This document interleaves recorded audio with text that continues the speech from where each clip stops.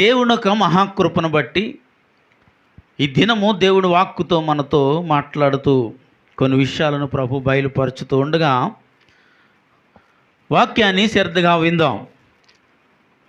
ఇక్కడ మొదటి సమయాలలో ఒక గొప్ప ప్రార్థనా పరులైన తల్లిని మనం చూస్తూ ఉన్నాం. ఇక్కడ ఆమె గొప్ప ప్రార్థనా పరురాలండి. ఎందుకంటే ఆమె జీవితాలలో వచ్చిన అవమానాలు, నిందలు, భయంకరమైన మాటలు ఎన్నో తన జీవితంలో అనుభవించింది. ఎందుకు అనుభవించిందంట? ఆమెకి గర్భము లేనందుకు. ఏం లేదు? గర్భము లేనందుకు. గర్భము లేక ఇరుగు పొరుగు వారితోనో బయట వారితోనో కాదండి, తన ఇంటిలోనే తనకు ఎన్నో అవమానాలు కలిగినట్లు పరిశుద్ధ గ్రంథంలో రాయబడి ఉంది. నేను ఎన్నోసార్లు చెప్పాను, మళ్ళీ చెప్తున్నాను. బయట వారు ఎన్ని అనుకున్నా పర్వాలేదేమో, కానీ మన ఇంట్లో వాళ్ళే మన కోసం తప్పుగా మాట్లాడో, అవమానంగా మాట్లాడో, సీదరించుకున్నట్లు చూస్తునో, నీ ముఖం చూస్తే ఏదో భయంకరమైన జంతువును చూస్తున్నట్లు పారిపోతూ ఉంటేనో ఏమనిపిస్తూ ఉంటుందండి? చాలా బాధ అనిపిస్తూ ఉంటుంది. ఆ బాధ చెప్పలేనంత. అందుకే ఆమె చనిపోతే మంచిది అనిపించింది ఆవిడికి. కానీ తను కట్టుకున్న భర్త గొప్పవాడు. స్తోత్రం చెప్పండి, హల్లెలూయా. తన భర్త గొప్పవాడే. ఎందుకంటే తన మాటల్లోనే తన భార్యకు ఒక చక్కని వాదార్పును ఇచ్చినట్లు మనం చూస్తూ ఉన్నాం. ఎందుకంటే నేను నీకు 10 మంది బిడ్డలతో నేను సమానుడును అన్నాడు. హల్లెలూయా, హల్లెలూయా. ఈ రోజుల్లో భార్యకు ఒకవేళ గర్భఫలము లేకపోతే అవమానపరిచే భర్తలు ఉన్నారు, అత్తమామలు ఉన్నారు, ఇరుగు పొరుగు వారు ఉన్నారు. నేను అనేది ఏంటంటే, గర్భఫలము లేక ఒకవేళ స్త్రీ అలాంటి పరిస్థితుల్లో ఉంటే ఇరుగు పొరుగు వారు ఒకవేళ అన్న బాధపడదు. అంతకు మించి తన అత్తమామలు తిట్టినా, ఒకవేళ నీవు గొడ్రాలివే, నిన్ను కట్టుకున్నామే, మా జీవితం ఇలా పాడు చేస్తావే, మా వంశమును సర్వనాశనం చేస్తావు అని ఒకవేళ ఎవరైనా అత్తమామలన్నా ఒకవేళ సహించగలుగుతుందేమో, కానీ కట్టుకున్న భర్తే ఒకవేళ అంటే, నిన్ను ఎందుకు కట్టుకున్నాను, నిన్ను అనవసరంగా కట్టుకున్నాను, నిన్ను అనవసరంగా చేసుకున్నాను, నీకు గర్భఫలము లేదు, నీకు ఒక బిడ్డ లేదు అని ఒకవేళ అవమానకరంగా తన భర్తే మాట్లాడితే దానికి మించిన నరకం మరొకటి ఉండదు. హల్లెలూయా. ఎందుకంటే మీకు తెలియకపోవచ్చు, నాకు తెలుసు. ఎందుకంటే ఎంతోమంది నేను ఫోన్లో కావచ్చు, వాళ్ళ గృహాలకు వెళ్ళినప్పుడు కావచ్చు, నేను వారి విషయాలు చెప్పేటప్పుడు నిజంగా నాకు చాలా బాధ అనిపిస్తూ ఉంటుంది. ఆడది ఏ విషయంలో దుఃఖపడుతుందో లేదో తెలియదు, కానీ తనకు గర్భఫలం విషయం ఒకవేళ లేకపోతేనో, లేట్ అవుతేనో, దాని వలన వచ్చే ఆ కన్నీళ్లను చూస్తే ఎవరికైనా కరుపు తరుక్కుపోతుంది, పరమ తండ్రికి తరుక్కుపోదు అంటారా? హల్లెలూయా. నిజమండి. ఎవరికైనా సరే అయ్యో ఎందుకు దేవుడు ఇలా అన్యాయం చేశాడు అనిపించేటట్టుగా మన హృదయమే కదిలింపబడిపోతుంది. హల్లెలూయా, హల్లెలూయా. నిజముగా నేను మాట చెప్పనా, గర్భఫలము దేవుడిచ్చు బహుమానము. ఆమెన్ చెప్పండి, హల్లెలూయా. గర్భఫలము దేవుడిచ్చు బహుమానమే. అది చాలామంది జీవితాలలో లేకపోయింది, అవసరం లేని వారి జీవితాలలో కూడా ఉంది. అవసరం లేని జీవితాలు ఏంటండి? అవసరం లేని జీవితాలంటే కొంతమంది బిడ్డలను పట్టించుకోలేని తల్లులు ఉన్నారు, తండ్రులు ఉన్నారు. అయితే ఎందుకంటే నేను మాట్లాడుతున్న విషయాన్ని జాగ్రత్తగా గమనించండి. బిడ్డల పట్ల బాధ్యత కలిగిన ఒక తండ్రి కొరకు, తల్లి కొరకు మాట్లాడుతున్నా. హల్లెలూయా. అలాంటి వారు ఒకవేళ గర్భఫలము లేకపోతే వారు ఏడ్చే ఏడుపు ఎంత భయంకరమంటే, ఈ ప్రపంచంలో దేనిని సాధించినా వారికి సంతోషము ఉండదండి. నీ ఇంటి నిండా ధనమున్నా నీకు సంతోషము ఉండదు, డబ్బున్నా ఉండదు, బంగారం ఉన్నా ఉండదు, నీ బంధువులున్నా ఉండదు, ఎంతమంది నీ ఇంటి నిండా ఉన్నా కానీ ఆ సంతోషము ఉండదు. ఎందుకంటే ఆ సంతోషాన్ని చెప్పలేనంత. ఎందుకంటే మొదటిగా తన గర్భము ధరించేదని చెప్పే విషయం ఎవరికి చెబుతుంది చెప్పండి? పెళ్ళైన వాళ్ళకి తెలుస్తుంది, పెళ్ళి కాని వాళ్ళకి తెలియదు. ఇక్కడ ఇంకా కాబట్టి తెలుసుకోండి. ఎవరికి చెబుతా తెలుసా? ముందు తన భర్తకే చెబుతుంది. హల్లెలూయా. నిజం అండి, తన భర్తకే చెబుతుంది. ఎందుకంటే మొట్టమొదటిగా ఆనందించే వ్యక్తులు ఎవరో తెలుసా? వారిద్దరే. హల్లెలూయా. ఎవరు చెప్పండి? వారిద్దరే ఆనందించే వ్యక్తులు.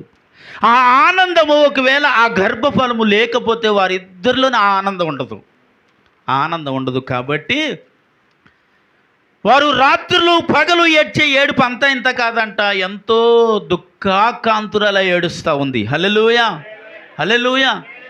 నేను అంటాను, లోక సంబంధమైన వాళ్ళ విషయాలలో ఎక్కడెక్కడికో తిరుగుతారు దాని కొరకు.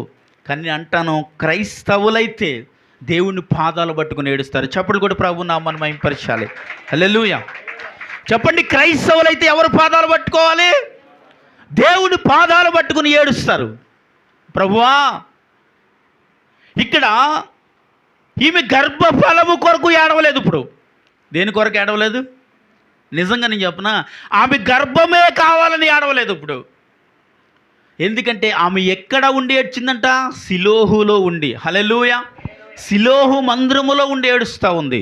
ఎందుకంటే సిలోహు మందిరం ఏమైందని మనకు తెలుసు, పాడైందని తెలుసు. ఎందుకు పాడైందని అంటున్నానంటే, అక్కడ యాజకులు ఎవరు? ఏలి కుమారులు. వారు భ్రష్టులయ్యారని తెలుసు. అంటే సిలోహులో దేవుడి మందిరము పాడైపోయిందని తను దేని నిమిత్తం ఏడుస్తూ ఉంది ఇప్పుడు? చెప్పండి, దేవుని పని నిమిత్తము ఏడుస్తూ, నాకు ఒక గల నువ్వు గర్భఫలం ఇస్తే ఒక బిడ్డని ప్రభువా అనలేదు. హల్లెలూయా. ఏమండి, అయ్యా నాకు ఒక ఆడబిడ్డని అని అనలేదు, నాకు లేకపోతే నాకు బిడ్డలి అని అనలేదు. అక్కడ అంటుంది, నాకు మగబిడ్డని ప్రభువా. ఆమేన్, హల్లెలూయా. ఒకవేళ నువ్వు నాకు మగబిడ్డనిస్తే నేనేం చేస్తాను? నీకు అప్పగించుకుంటాను. ఆమేన్ చెప్పండి, చప్పట్లు కొట్టండి. ఇప్పుడు మగబిడ్డనిస్తే ఎవరికి అప్పగిస్తాను? లేక లేక లేక లేక ఇన్నేళ్ల తర్వాత ఒకవేళ నిజంగా గర్భం ఫలిస్తే ఆ బిడ్డను దేవుడికి ఎలా ఇచ్చేస్తావు? బుద్ధి జ్ఞానం ఉండొద్దు అనేవాళ్ళు ఉంటారు. కానీ ఈమె దేవుడి సన్నిధిలో తీర్మానం చేస్తూ ఉంది, అయ్యా నాకు ఒక మగబిడ్డ కావాలి. ఎందుకంటే దేవుని ఆలయం కొరకు, అక్కడ ఉన్న యాజకుల కొరకు ఆమె చూసిన విధానమును బట్టి ఏడుస్తూ అంటుంది, నాకు మగబిడ్డ కావాలి ప్రభువా. హల్లెలూయా. ఇప్పుడు చెప్పండి, ఇక్కడున్న ఎంతమందిలో ఒకవేళ మీ గర్భఫలములో ఒకవేళ దేవుడు అలా దేవుడి చేత ప్రేరేపించబడి ఒకవేళ గర్భము తెరవబడిన వారైతే దేవునికి చేసిన తీర్మానం ఏదైనా నెరవేర్చుకున్నారా? ఇక్కడ తన బిడ్డనే దేవుడికి అప్పగించేస్తానని తీర్మానం చేసుకుంది. ఈ రోజుల్లో ఎలా ఉంటుందో తెలుసా అండి? దేవా నాకు గర్భఫలం ఇస్తే నీకేమిస్తాను తెలుసా? ఒక నెల జీతం ఇస్తా, లేకపోతే కానుక ఇస్తా, లేకపోతే పాస్టర్ గారికి ఒక కారు కొనిస్తా, లేకపోతే ఏది ఉంటుంది ఎవరికి ఇచ్చేస్తా?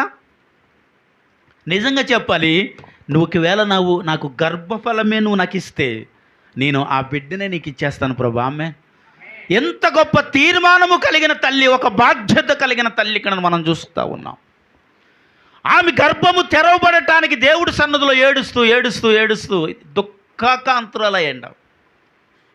ఆమె ఆహారం లేక, అంటే ఉపవాసముతో దేవుని సన్నిధిలో ఏడుస్తూ ఉంది. ప్రతి సంవత్సరం వచ్చి ఏడుస్తూ ఉందంట అక్కడ సన్నిధిలోనికి. అయితే దేవుడి సన్నిధికి వచ్చి ఏడ్చి ఏడ్చి ఏడ్చి ఏడ్చి కన్నీళ్ళు విడిసి అంటూ ఉంది, నాకు ఒకవేళ గర్భం తెడిస్తే నీ పని కొరకు వాడబడే వ్యక్తి. ఆమెన్, హల్లెలూయా. అంటే ఆమె గర్భఫలము తెరవబడటములో కూడా ఎవరి పనికి ఉపయోగకరమండి?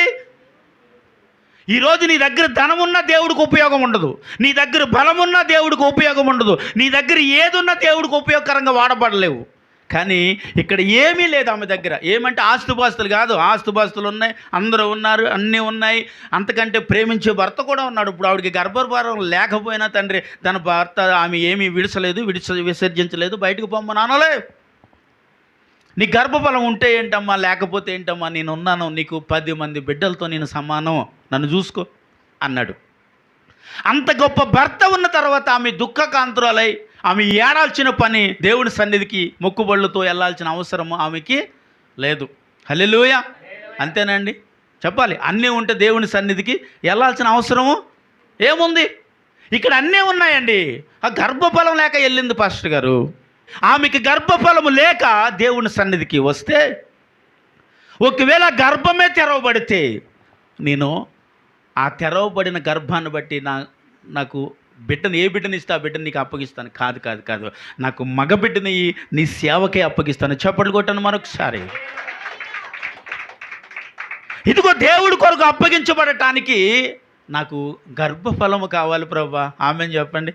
చెప్పండి. ఇప్పుడు దేవుని కొరకు ఉపయోగపడటానికి, వాడబడటానికి ఏం కావాలని అడిగింది? చెప్పండి, ఏం కావాలని అడిగింది? గర్భఫలము కావాలి. ఆమేన్. హల్లెలూయా, హల్లెలూయా. ఆ గర్భఫలము విలువ ప్రతి స్త్రీకి తెలుసు, ప్రతి స్త్రీకి తెలుసు. ఆ గర్భఫలము విషయంలో మనం చూస్తూ ఉన్నాను. నేను చెప్పానుగా, ఎంతోమంది అలా ఏడుస్తూ, అయ్యా నాకు గర్భఫలం లేదు, ప్రార్థించండి, నా భర్తతో నేను పడలేకపోతున్నాను, మా అత్తగారితో నేను పడలేకపోతున్నాను, మా మామగారితో నేను పడలేకపోతున్నాను, మా తోటి కోడళ్ళతో మేము పడలేకపోతున్నాము. ఎందుకంటే నా కళ్ళ ముందు పెళ్ళైన వాళ్ళు కూడా పిల్లలు ఉన్నారు, కానీ నాకు పిల్లలు లేరయ్యా అని ఏడ్చే వాళ్ళని ఎంతోమందిని చూస్తూ ఉంటాం. సంతోషం అనిపించదు. ఏమున్నా అంటే ఏంటి? చెప్పండి, ఏమున్నా అంటే ఏంటి? డబ్బున్నా, బంగారం ఉన్నా, ఎన్నున్నా, బంధువులు ఉన్నా, అందరూ ఉన్నా బాధ, సంతోషం అనిపించదు. ఏమి లేకపోతే, బిడ్డలు లేకపోతే, బిడ్డలు లేకపోతే ఆ బాధ, ఆ దుఃఖము, నేను అంటాను మగవాడి కంటే ఆ స్త్రీకే బాధ. హల్లెలూయా. ఒకవేళ ఆయన బాధపడతాడో లేదో తెలియదు, కానీ ఆమె అయితే ఈ వంశము నా వల్లనే ఆగిపోయేలాగుంది, నా భర్తకి నా వల్లే అవమానం కలిగే ఉంది, నా అత్తమామలకు నా వల్లే అవమానం కలిగేలాగుంది, నా వల్లే నా వల్లే నా వల్లే నా వల్లే అని ప్రతి క్షణము గుండెలో బాదుకుని ఏడ్చేది ఒక స్త్రీ అండి. ఆ స్త్రీ ఎవరయ్యా అంటే ఎవరు చెప్పండి? గర్భఫలము లేక సమాజములో, కుటుంబంలో అవమానములు పొందుతున్న ఒక స్త్రీ ఆమె. ఆ అవమానాలు, ఆ భయంకరమైన మాటలు విని చాలామంది చనిపోయిన వాళ్ళు కూడా ఉన్నారు.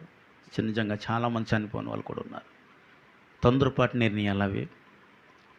ఎందుకంటే నువ్వు నిజమైన దేవుణ్ణి అంగీకరించి ఉన్నారు కాబట్టి అలాంటి పరిస్థితుల్లో ఉన్న వారికి నా దేవుడు ఆదరణకర్తే ఉన్నాడు. చేపట్లు కూడా ప్రభు నామని మహిమపరిచాడు.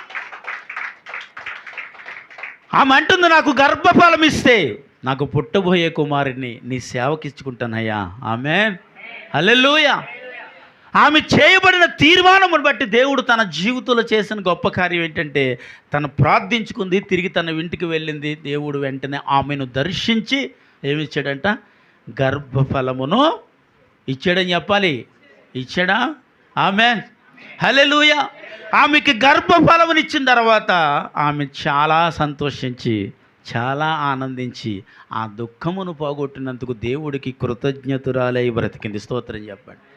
ఇప్పుడు నేను అంటాను, పుట్టిన తర్వాత ఎన్నో ఏళ్ళ తర్వాత పుట్టింది, ఇప్పుడు తీసుకెళ్ళి దేవుడికి అప్పగించాలంటే ఎలా ఉంటుందండి?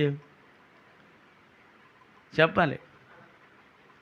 ఇప్పుడు లేక లేక లేక మన జీవితంలో ఏదైనా కొనుక్కున్నా, ఏదైనా సంపాదించుకున్నా, ఏదైనా తెచ్చుకుని ఇంట్లో పెట్టుకున్నాం అనుకోండి, అది ఒకవేళ లేకపోతే అది పోతుందని తెలిస్తే ఏమవుతుంది? అవి వస్తువులు పాస్టర్ గారు, అయ్యి ఏంటవి? అవి వస్తువులు. ఇదేంటిది? గర్భఫలము. 9 సంవత్సరములు తన కడుపులో పెట్టి, చెప్పండి, నెల నెల నెల నెల నెల నెల ఏమవుద్ది? కడుపు బరువు పెరుగుతూ ఉంటుంది. నిజం కదా? నెల నెల నెల నెల ఆ కడుపు బరువు పెరుగుతూ ఉంటే ఆమె పెరిగే కొలది ఆమె భారం అవుతున్నప్పటికీ దాన్ని చాలా ఆనందంగా మోస్తుందండి. ఆమెను చెప్పాలి. ఎలా మోస్తుంది? అది చాలా ఆనందంగా మోస్తుందండి. అది బరువనో, లేకపోతే అలా బయటికి వెళ్తే సిగ్గేసినట్టు ఉంటుందండి. నిజంగా ఒక విషయం చెప్తాను, ఇది నా రియల్. అమ్మగారు ప్రెగ్నెన్సీగా ఉన్నప్పుడు వాళ్ళ అమ్మగారింటికి వెళ్దామంటే తీసుకెళ్ళడానికి నాకు సిగ్గేసేది. ఇంత కడుపుతో వెళ్ళిపోవాలా, ఆటో ప్రయాణాలు చేయాలని ఎవరన్నా అంటారేమో అని నాకు భయం వేసేది. ఎందుకంటే మొట్టమొదటిసారి కదా అలా అలా గర్భంతో ఉన్నప్పుడు అలా ప్రెగ్నెన్సీ ఇంత కడుపు వేసుకుని ప్రయాణాలు చేస్తూ ఉంటే నాకు పక్కన సిగ్గేస్తూ ఉండేది నాకు. ఎందుకంటే దాని విలువ నాకు తెలియలేదు. నిజంగా చెప్తున్నా, దాని విలువ నాకు తెలియలేదు. తర్వాత మళ్ళీ చిన్న ప్రెగ్నెన్సీలో అయినప్పుడు అప్పుడు నాకు అలా అనిపించలేదు. హల్లెలూయా. నిజం. ఎందుకంటే మొదటిసారి కాబట్టి అది మనకి భారమనో లేకపోతే ఒక సిగ్గేస్తుందనో అనిపిస్తుందేమో, కానీ ఒకవేళ తండ్రిగా నాకు అనిపించింది, కానీ తల్లిగా తనకు అనిపించదు. ఆమెకు అది ఆనందం, అది దేవుడిచ్చిన బహుమానం అని సంతోషముతో మోసేది అది. కాబట్టి నువ్వు ఎవరైనా సిగ్గుపడతారేమో, కానీ ఆమె సిగ్గుపడదు, ఆమె ఆనందపడుతుంది. ఇది నాకు దేవుడిచ్చింది, ఇది నాకు ఇచ్చిన భాగ్యం, ఇది నాకు ధన్యత, ఇది నా నిందలను నా అవమానములను కొట్టివేయటకు దేవుడు నాకు అనుగ్రహించిన బహుమానం ఇది అని తను సంతోషంగా మోసేదే గర్భఫలం. ఆమె హల్లెలూయా, హల్లెలూయా. నేను అంటాను, ఒకవేళ భర్త విషయమైన నిందలు వచ్చినా, అత్తమామల విషయమైన నిందలు వచ్చినా ఎలా ఉంటుందో తెలియదేమో, కానీ గర్భఫలం విషయంలో ఒకవేళ ఎవరేదన్నా సరేనే అసలు సహించదు, తట్టుకోలేదు. ఎందుకంటే ఆమె ఏం చేస్తుందో తెలుసా?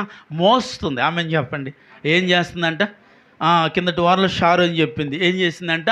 ఆమె గర్భఫలమును ఆమె మోస్తున్నప్పుడు, ఆమె పురుడు సమయం అంటాం కదా, అంటే డెలివరీ అవుతుంది కదా, అయ్యేటప్పుడు ఎలాంటి బాధలు అనుభవిస్తుందంట. ఎలాంటి బాధలు అనుభవిస్తుందంటే, ఇక్కడ ఉన్న వాళ్ళకి ఏం అర్థం అవుద్ది, మేమేమన్నా పడ్డామా అంటారు వీళ్ళు. ఇక్కడ పడ్డ వాళ్ళకి తెలుస్తుంది. హల్లెలూయా. ఏంటి ఇక్కడ పడ్డ వాళ్ళకి తెలుస్తుందండి, కానీ మనకేంటంటే బయట హాస్పిటల్ అటు ఇటు పరిగెట్టేస్తాం, అంతే అడవాడు చేస్తాం మనం. బాబు ఓ సూ తీసురా, ఓ సిరం తీసురా, ఓ ట్యాబ్లెట్ తీసురా, ఈ సాసులు తీసురా, అవి తీసురా, ఇది తీసురా అంటే పరిగెట్టేస్తూ ఉంటాం. మనకు తెలిసిందల్లా ఏంటిది, కానీ అక్కడ బెడ్ మీద పడుకొని ఉంటుంది చూసా, ఆమె పడే బాధ ఎంత బాధ అంటే అది. అమ్మా, నీ కడుపులో ఉన్న బిడ్డ అడ్డు తిరిగిపోయింది, కష్టం అంటారు. అప్పుడు ఆ తల్లి ఏమంటో తెలుసా? అయ్యా, నా ప్రాణాలు పోయినా పర్వాలేదు, నా బిడ్డను బ్రతికించు. నేను అంటున్న మాట ఒక్కటి చెప్పునా, తల్లిని అడిగితే ఆ మాట అంటుంది, అదే తండ్రిని అడిగితే ఏమంటాడు చెప్పండి? చెప్పాలి. నేనేమన్నానో చెప్తాను. అదే తండ్రి దగ్గరికి వెళ్ళి, అయ్యా నీ భార్య గర్భంలో బిడ్డ అడ్డు తిరిగిపోయింది, ఇద్దరులో ఎవరు బ్రతుకుతారో తెలియదంటే భర్త ఏమంటాడు చెప్పనా? నేను, అయ్యా ఆ బిడ్డ బ్రతకకపోయినా పర్వాలేదు, నా భార్యను బ్రతికించు అంటాడు. నా భార్యను బ్రతికించు, ఒకవేళ బిడ్డ బ్రతకకపోయినా పర్వాలేదు. అదే మాట తల్లి దగ్గరికి వచ్చి అడిగితే తల్లి అంటది, నేను బ్రతకకపోయినా పర్వాలేదు, నా బిడ్డను బ్రతికించు. చప్పుడు కూడా ప్రభు నామాన్ని మహింపరచండి. నేను బ్రతకకపోయినా పర్వాలేదు, ఎవరు బ్రతకాలి? నా కడుపులో ఉన్న బిడ్డ బ్రతకాలి. అదే తండ్రిని అడిగితే ఏమన్నాడు? తండ్రి కొరకు వచ్చేవారం ఏందో, రేపు వచ్చేవారం ఫాదర్ డే కదా, వచ్చేవారం ఏందో. ఇప్పుడు తండ్రి కొరకు ఎక్కువ ఎత్తుకోకూడదు. తండ్రిలో రేపు వారం రండి, మారేస్తారని ఉందే భయం. హల్లెలూయా. తల్లి దగ్గరికి వెళ్ళి అడిగితే అంటుంది, బిడ్డ బ్రతికితే చాలయ్యా అంది. నేనేమన్నానో చెప్తానన్నాను కదా. అమ్మగారు ఫస్ట్ ప్రెగ్నెన్సీ అయినప్పుడు ఆమెకి స్కానింగ్ చేయించడం తీసుకెళ్తే ఆమె గర్భంలో 3 బిడ్డలు ఉన్నారు. హల్లెలూయా. ఎంతమంది ఉన్నారు? 3 బిడ్డలు ఉన్నారండి. 3 బిడ్డలు ఉంటే డాక్టర్ గారు స్కానింగ్ తీసుకొచ్చి, అయ్యా మీ భార్య ప్రెగ్నెన్సీ, ఇదిగో 3 బిడ్డలు ఉన్నారు గర్భంలో. హవక్కయ్యని ఆశ్చర్యపడ్డాను. నాకు చాలా అది బాధో భయమో ఆందోళన కలవరపట్టు ఏం అర్థం కావట్లే, ఏడుపు వచ్చేస్తా ఉంది నాకు. ఆమె 24 అవర్స్ ఆగకుండా వాంతింగ్స్ అయిపోతానే ఉన్నాయి. అప్పటికి 3 నెలల నుంచి భయంకరమైన వాంతింగ్స్ అయిపోతూ ఉన్నాయి. 3 నెలల తర్వాత ఆ స్కానింగ్లో ఆ రిపోర్ట్స్లో తెలిసింది 3 బిడ్డలు గర్భంలో ఉన్నారని. అయితే ఆమె బ్రతకటం కష్టమని డాక్టర్ అంటున్నారు, బ్రతకటం కష్టమని అన్నారు. మమ్మల్ని అందరినీ కూడా రూమ్లోకి పిలిచి, ఆమె బ్రతకటం కష్టమే, చాలా భయంకరమైన పరిస్థితులలో ఉంది, కాకపోతే డబ్బు ఎక్కువ ఖర్చు పెడితే ప్రయత్నం చేస్తాం అన్నారు. అంత డబ్బు ఉన్న వాళ్ళం కూడా మేము కాదు కాబట్టి వాళ్ళ ప్రయత్నాలు వాళ్ళు చేయండి, తర్వాత ఏం చేద్దాం అని అడిగితే మేము అందరం తీసుకున్న నిర్ణయం ఏంటో తెలుసా? ఆ గర్భాన్ని తీపిచ్చేయాలి.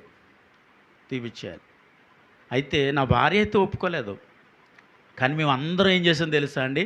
ఇంకా ఆమె స్థితి మించిపోతుంది కాబట్టి, ఆమె ఇంకొక వారం రోజులు గడిస్తే తల్లికి బిడ్డలకి ఇంకిద్దరికి ప్రమాదం, బ్రతకరు. వారం ముందే ఒకవేళ అబోర్షన్ చేయగలిగితే తల్లి బ్రతుకుతుంది. ఏం చేయాలి? ఎందుకంటే అప్పటికి నేను లోకంలో ఉన్నాను, ఒక నమ్మకమైన క్రైస్తవుని కూడా కాదు నేను.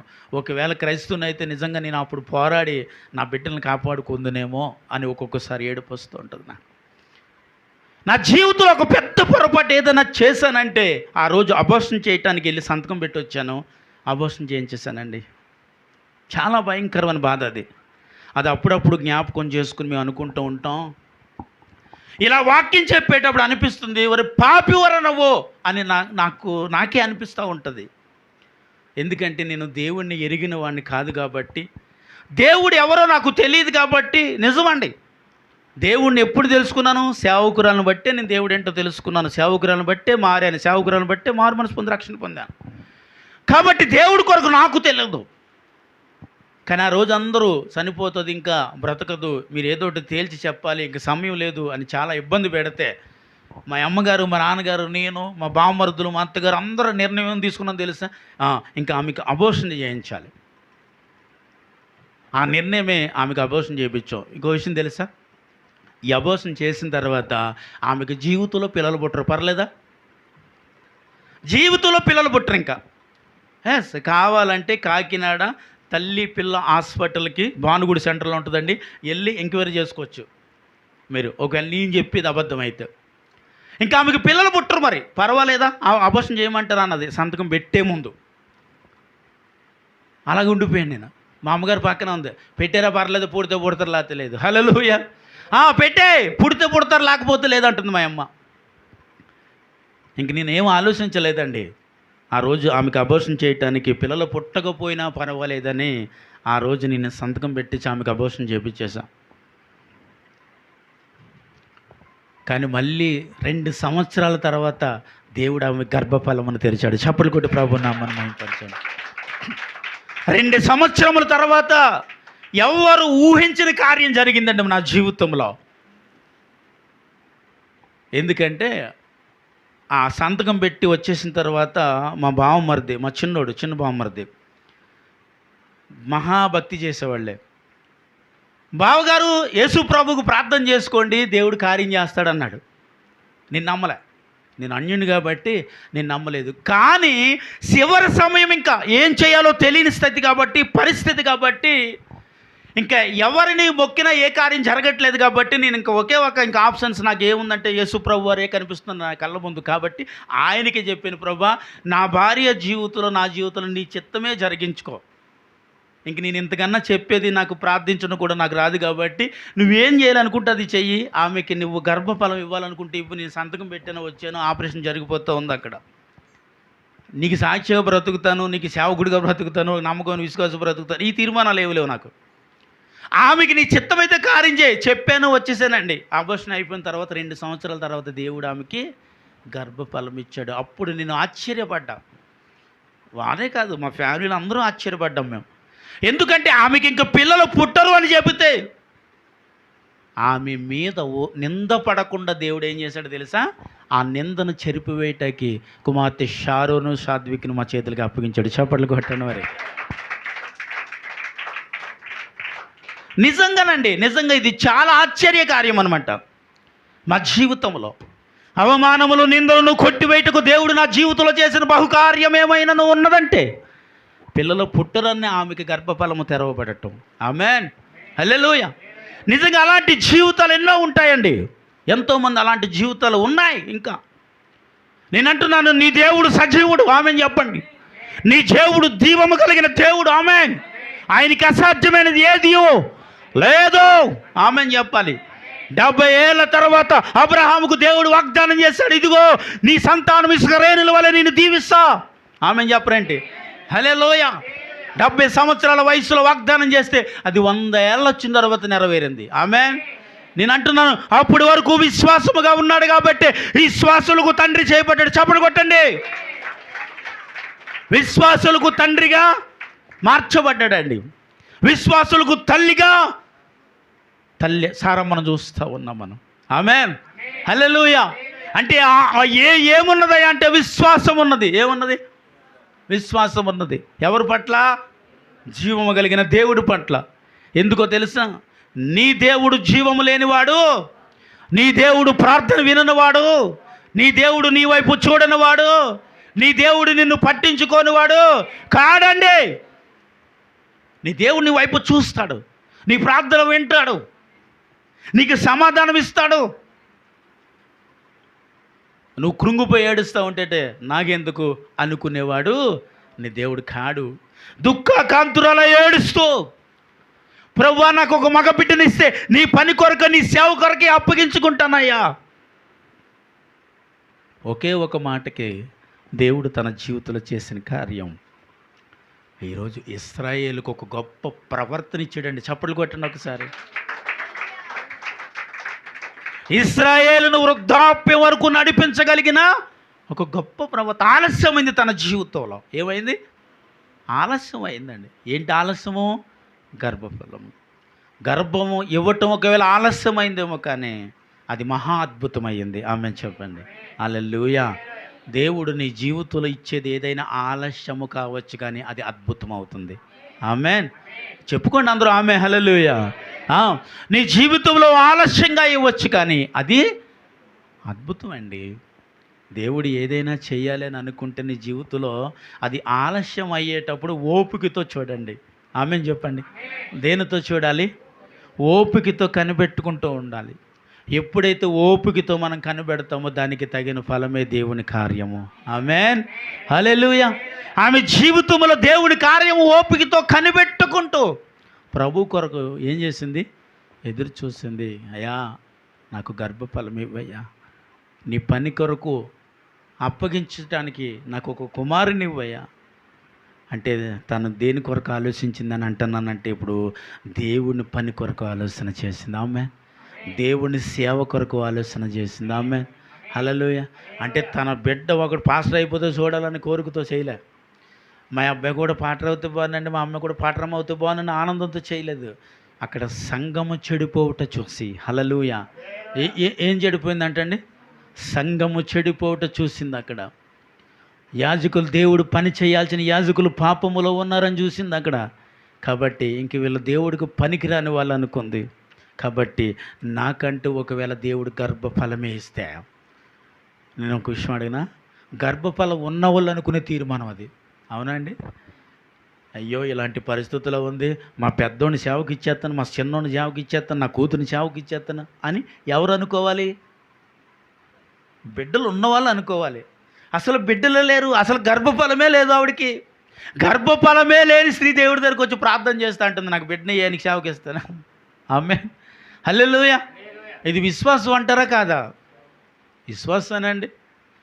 గర్భఫలం ఉండి బిడ్డలను పుట్టి ఒకవేళ వాళ్ళ కళ్ళ ముందు ఎదిగి చదువుకుంటున్న వాళ్ళని దేవుడు సేవకి ఇవ్వాలంటే 1,00,000 ఆలోచనలు. ఎన్ని ఆలోచనలు? 1,00,000 ఆలోచనలు వస్తాయి. ఎందుకంటే సేవ చిన్నదేం కాదండి. సేవ చేస్తే ఆకలి ఉంటుంది, దాహం ఉంటుంది, అవమానం ఉంటుంది, నిందలు ఉంటున్నాయి, కష్టాలు ఉంటాయి, శ్రమలు ఉంటాయి. ఇవన్నీ నా బిడ్డ పడాలంటారా? ఇవన్నీ నా కుమారుడు అనుభవించాలంటారా? నా కుమార్తె అనుభవించాలంటారా అని ఆలోచనతో ఈరోజు చాలామంది దేవుని పిలుపు, దేవుని ప్రణాళికలో, దేవుని ఉద్దేశంలో ఉన్నవారు కూడా దేవుని సంకల్పం నుంచి బయటికి వచ్చేసి ఏం ఆలోచన చేస్తూ ఉన్నారు తెలుసా? నేను బాగున్నానండి, నా కుటుంబం బాగుంది, నా ఫ్యామిలీ బాగుంది, చాలు, ఇంకేం కావాలి నాకు అంటే ఇలాంటి ఆలోచన ఉంటే నేను అంటాను, దేవుని కొరకు ఒక్క పనైనా ఎలా చేయగలం? గర్భఫలం ఉండి ఇంటిలోను పెద్దోడు చిన్నోడు అంటే కుమారులు ఒకవేళ ఉంటే అయ్యా నీ సేవకు అప్పగిస్తానంటే నేను అనుకోవచ్చు, మీరు అనుకోవచ్చు, అది కదా విశ్వాసం. అసలు గర్భమే లేని స్త్రీ వచ్చి దేవుడి సన్నిధికి వచ్చి అంటుంది, నీ సేవకుడు కావాలయ్యా, నా గర్భఫలం తెరువు. అమ్మే హల్లెలూయా. నాకు గర్భఫలం ఇవ్వు, నేనేం చేస్తాను తెలుసా? కుమారుని ఇస్తావు నువ్వు, ఆ కుమారుని నీకు అప్పగిస్తాను నేను. ఆమె హల్లెలూయా. హల్లెలూయా. ఎవరికి ఇస్తాను చెప్పాలండి? ఎవరికి ఇస్తాను? దేవుని పని కొరకు ఇస్తాను, దేవుని సేవ కొరకు ఇస్తాను. ఇలాంటి తీర్మానాలు ఎంతమంది జీవితంలో ఉన్నాయి? దేవుని కొరకు ఇది చేస్తా, దేవుని కొరకు అది చేస్తా అనే ఆలోచన, తీర్మానం ఎంతమంది జీవితాల్లో ఉన్నాయి? అన్నీ ఉండి నువ్వు దేవుని కొరకు తీర్మానం చేయలేకపోతే, అన్నీ ఉండి గర్భఫలం లేదు, గర్భఫలం ఇస్తే దేవుని కొరకు తీర్మానం చేసుకుంటుందంటే నాకు అనిపించింది ఎంత గొప్ప విశ్వాసం అండి ఈమెకి. ఆమేన్ హల్లెలూయా. ఆమెకు ఉన్న విశ్వాసమును మనం ఒక్కసారి జ్ఞాపకం చేసుకోగలిగితే నీ జీవితంలో సాధించలేనిదంటూ ఏది లేదు. చప్పట్లు కొట్టండి. సాధించలేనిదంటూ ఏది ఉండదు, సాధించేస్తారు మీరు. ఎలా ఎలా సాధించేస్తారు? ప్రార్థన ద్వారా సాధిస్తారు. ఆమెను చెప్పాలి. దేని ద్వారా సాధించగలవండి? ప్రార్థన ద్వారా. నేను అంటాను, పట్టుదలతో ప్రార్థన చేయవారు ఏం పొందుకుంటారు చెప్పండి? అడిగిన వాటిని. అంటే ఏం అడగట్లేదా మీరు? ఒకవేళ అడిగితే వాటిని పొందుకుంటారు. ఆమెను చెప్పండి. అడిగిన వాటికంటే, ఊహించిన వాటికంటే అధికమైన బహుమానాలను వాక్యం అంటుంది. ఆమెన్. అంటే అధికమైనవి నా దేవుడు నీకు. విశ్వాసం ఉందా అండి? నా దేవుడు ఇస్తాడు, నా దేవుడు చేస్తాడు, నా దేవుడు చెయ్యగలడు అనే విశ్వాసం ఉందా? నేనంటాను, అలాంటి విశ్వాసం ఒకవేళ నీకు ఉంటే ఆయనకి అసాధ్యమైంది ఏదీ లేదు. ఆమె హల్లెలూయా, హల్లెలూయా. ఆమె విశ్వాసము ఎంత గొప్పదంటే, ఆమె తల్లి కావాలని ఏడ్చిందో, లేకపోతే దేవుడు పని కొరకు ఏడ్చిందంటే నేను అంటాను, దేవుని పని కొరకు ఏడ్చింది. ఆమెన్, హల్లెలూయా. ఈరోజు ఎక్కడున్న తల్లులారా నేను అడుగుతున్నాను, మీ తీర్మానాలు ఏంటి దేవుడి కొరకు? మీ తీర్మానాలు ఏం చేసుకుంటా ఉన్నారు? తండ్రులారా, మీ తీర్మానాలు ఏంటి దేవుని పని కొరకు? ఎలాంటి తీర్మానాలు దేవుని సన్నిధిలో మీరు చేయగలుగుతున్నారు? ఎలాంటి ఆలోచనలు దేవుడి సన్నిధి కొరకు మీరు చేసుకోగలుగుతూ ఉన్నారు? ఎలాంటి ఆలోచనతో ఈరోజు దేవుడి సన్నిధిలో ముందుకు వెళ్ళగలుగుతున్నారని అడుగుతూ ఉన్నాను నేను. ఆమెకి ఇచ్చిన దేవుడు గొప్ప కృపను బట్టి ఆమె తీసుకొచ్చి ఎవరిని అప్పగించింది? దేవుడికి. తన కుమారుని తీసుకొచ్చి దేవుడికి అప్పగించేసింది. ఎవరికి అప్పగించేసింది? ఏలీ చేతిలో పెట్టేసి, అయ్యా నేను ఏదైతే ప్రార్థన చేశానో ఆ ప్రార్థన నా దేవుడు విన్నాడు, ఇదిగో నా కుమారుడు నీ చేతులకు అప్పగిస్తున్నానని అప్పగించేసి వెళ్ళిపోయిన తర్వాత మరలా తనకి 5 బిడ్డలను దేవుడు అనుగ్రహించాడు. చేపలు కొట్టాలి. మరి నీకు బుద్ధి ఉందా? నీకు లేక లేక లేక ఈ నేల తర్వాత ఒక మగబిడ్డను దేవుడు ఇచ్చాడని పట్టుకెళ్ళి ఎవరికి అప్పగించేసావు? చెప్పండి, ఎవరికి అప్పగించేసావు? అనేవాళ్ళు ఉంటారా? ఉండరండి? ఉంటారా? లేక లేక లేక ఈ నేల తర్వాత దేవుడు గర్భపు ఇస్తే అలా అలాగంటారులే. లేక లేక లేక లేక గర్భఫలం వస్తే ఆ బిడ్డను తీసుకెళ్ళి ఎవరికి అప్పగించేసావు? దేవుడిగా దేవుడు దేవుడు దేవుడు అని దేవుడికి అప్పగించేసావు. అన్ని దేవుడు దేవుడు దేవుడు దేవుడు ఇచ్చేయి. దేవుడు దేవుడు దేవుడు దేవుడు దేవుడు అని దేవుడికి అప్పగించేస్తా ఉంటుంటే దేవుడు నీకేమిస్తాడు? ఇప్పుడు ఆమె నాకు ఇంక పిల్లలు లేకపోయినా పర్వాలేదు ఇంకా, ఎందుకంటే దేవుడు పని కొరకు ఒక ప్రవర్తన దేవుడు ఇచ్చాడు. మళ్ళీ చప్పట్లు కొట్టాలి. ఇప్పుడు దేవుడు పని కొరకు ఒక ప్రవర్తన దేవుడు నాకు అనుగ్రహించాడు కాబట్టి ఇంక నాకు పిల్లలు లేకపోయినా పర్వాలేదు అనుకుని తీసుకెళ్ళి దేవుడి సన్నిధిలో అప్పగించేస్తే దేవుడు మళ్ళీ తన గర్భాన్ని 5 మార్లు తెరిచాడు. స్తోత్రం చెప్పాలి. ఇప్పుడు హల్లెలూయా. నేను అంటాను, దేవుడి కొరకు నీకున్న దానిలో ఖర్చు పెట్టగలిగినప్పుడు నీ బలాన్ని, నీ ధనాన్ని, నీ ఓపికను దేనినైతే నువ్వు కలిగి నువ్వు దేవుని కొరకు చేస్తావో దానికి రెట్టింపు ఎంత ఇస్తాడు? ఇప్పుడు ఇక్కడ ఎంత ఇచ్చాడు? ఇప్పుడు అంటే మళ్ళీ 5 రెట్లు దేవుడు దానికి తగిన ఫలమును, ఆశీర్వాదమును దేవుడు. అంటే దేవుడి కొరకు నీ తీర్మానం అలా ఉండాలండి. ఆమెను చెప్పండి. హల్లెలూయా, హల్లెలూయా. నేను అంటున్నాను, ఒక తల్లికి కలిగిన తీర్మానం ఎలాంటిదండి? ఇప్పుడు ఇది దేవుని పని కొరకు ఆలోచన చేసింది. తన మీద నిందలు దేవుడు తొలగించాడు. ఆమెను చెప్పండి. హల్లెలూయా. మనం వింటున్నప్పుడు అయ్యా నా మీద ఉన్న నిందలు పోవునట్లు, నా మీద ఉన్న ఈ భయంకరమైన మాటలు పోవునట్లు నాకు గర్భఫలము కొరకు ప్రార్థన. అలాంటి వాళ్ళ కొరకు మీరు నిత్యము ప్రార్థించేసేవారు కావాలండి. ఆమె హల్లెలూయా. ఆ అవమానాలు అంతా ఇంత కాదు, మీకు తెలుసు. బిడ్డల కన్న వారికి తెలియదు, కానీ కనలేని వాళ్ళకే తెలుస్తుంది ఆ బాధ. బిడ్డలు లేని వాళ్ళకి తెలుస్తుంది. బిడ్డలు ఉన్న వాళ్ళకి అంతగా తెలియకపోవచ్చు దాని విషయం. ఎందుకంటే ఏ వస్తువు మన దగ్గర ఉంటుందో ఆ వస్తువు ఒక విలువ మనకు తెలియదు. అవునంటారా? కాదు. ఫోన్ లేదనుకోండి, ఫోన్ విలువ తెలుసు. కారు లేదనుకోండి, కారు విలువ తెలుసు. ఇల్లు లేదనుకోండి, ఇల్లు మనకి తెలుసు. ఏ వస్తువు నీకు లేదో ఆ వస్తువు విలువ వారికే తెలుస్తుంది. అంటే ఉన్న వాళ్ళకి తెలియదా? ఉన్న వాళ్ళకి ఏంటి అనుకోకుండా వచ్చింది, ఇంకా నేను అనుకోకుండా నాకు దేవుడు ఇచ్చేసాడు కాబట్టి దాని విలువ నీకు తెలియకపోవచ్చు. ఏడ్చి ఏడ్చి ఏడ్చి కన్నీళ్ళు విడిచిన తర్వాత దేవుడు ఒకవేళ ఇస్తే దానికి ఉన్న విలువే అద్భుతం. ఆమె హల్లెలూయా. దానికి ఉన్న విలువే అద్భుతం. కాబట్టి అలాంటి వారి కొరకు నిత్యము ప్రార్థించేవారు కావాలి. ఆమెన్, హల్లెలూయా, హల్లెలూయా. ఆమెని అడిగినప్పుడు ఆమె ఏమంటుందంటే, నేను బ్రతకకపోయినా పర్వాలేదు, ఎవరు ఉండాలి చెప్పండి? నా బిడ్డ బ్రతికుండాలి. నేను అంటాను, యేసుక్రీస్తు ప్రభువుకు ఉన్న త్యాగములో రెండో భాగం తల్లికి మాత్రమే ఉంది. చప్పట్లు కొట్టండి. హల్లెలూయా. యేసుక్రీస్తు ప్రభు ఈ ప్రపంచంలో ఉన్న మనందరి కొరకు ఆయన ప్రాణం పెడితే, తన కడుపును పుట్టే బిడ్డ కొరకు ప్రాణం పెట్టే ఒక్క ఆలోచన తల్లికి మాత్రమే ఉంటుందండి. ఆమె హల్లెలూయా. ఎందుకంటే ఆమె నొప్పులు పడేటప్పుడు చెప్పింది కదా, నొప్పులు అనుభవించేటప్పుడు ఉన్న బాధ, ఆమె అరుస్తూ ఉన్నప్పుడు, మీకు తెలుసో లేదో, నాకు తెలుసు కాబట్టి చెప్తున్నాను. అంటే మీరు చూసారా? ఎస్, నేను విన్నానండి. నిన్ను చిన్న వయసులో ఉన్నప్పుడు మా అక్కలకు ప్రెగ్నెన్సీ వచ్చినప్పుడు, అప్పుడు హాస్పిటల్లో మా ఇద్దరు అక్కలకి, అప్పుడు హాస్పిటల్లో మంత్రసాలని ఇంటికి తీసుకొచ్చి డెలివరీ చేయించేవారు. అప్పుడు ఆ మంత్రసాలను కొడుతూ ఉంటే, మీకు వచ్చి తెలుసా, మంత్రసాన్ని కొట్టడానికి వెళ్ళాను నేను. నిజం, మంత్రసానిని కొట్టడానికి వెళ్ళాను నేను ఆ వయసులో. నా వయసు ఎంతో లేదు, సత్య అంత ఉంటుంది నా వయసు, ఇంకో పెద్ద ఉంటాను. ఆ వయసులో కొట్టేస్తుందని గబగబ లోనకి వెళ్ళిపోతుంటే మా అమ్మ చేయబెట్ట ఎక్కడికైనా లాగుతుంది. కొట్టేస్తుంది అక్కనే. నీకు తెలియదు అది, అంతే, నువ్వు బయట పో. నన్ను బయటికి నెట్టేశారు. బయట ఉండి ఆమె ఎప్పుడొస్తే అప్పుడు గేటు కాడ కూర్చుని ఆమెను కొట్టాలని కాసి కూర్చున్నాను. ఎందుకంటే మా అక్కను కొడుతుంది.